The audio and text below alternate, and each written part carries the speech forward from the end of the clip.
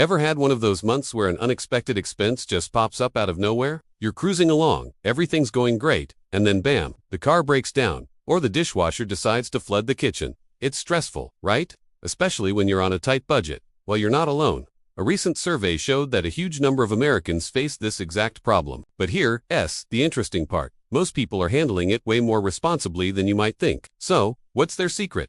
Let's break it down.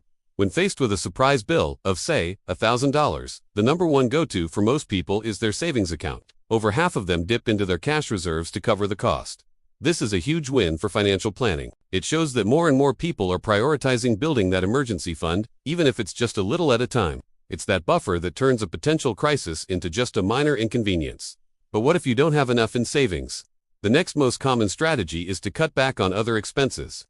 People get creative here. They might skip eating out for a month, cancel a few subscriptions, or put a pause on their shopping habits. It's all about making temporary sacrifices to deal with the immediate need without going into debt. It's a powerful move because it keeps you in control of your finances. Now, let's talk about credit cards. They're a popular tool, but people are using them smarter. Many will use a credit card to pay for the unexpected expense upfront, mainly to get those sweet reward points. But then they'll pay off the balance in full as soon as their next paycheck hits. This way, they avoid interest charges. It's a disciplined approach that leverages the convenience of credit without falling into the debt trap. And for those who need a bit more time to pay it off, they're not just letting the interest pile up. Instead, they're actively looking for solutions. Some might take on a side hustle for a few weeks, think freelancing, food delivery, or selling stuff they no longer need. Others will create a strict repayment plan to get that credit card balance back to zero as quickly as possible.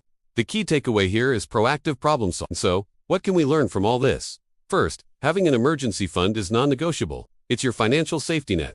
Second, being flexible with your budget and willing to cut back temporarily can save you from a lot of stress. And third, if you do use credit, have a clear plan to pay it off quickly. It's not about having a perfect, crisis-free life. It's about building the skills and habits to handle the bumps in the road with confidence. I hope this gives you some ideas and a little peace of mind.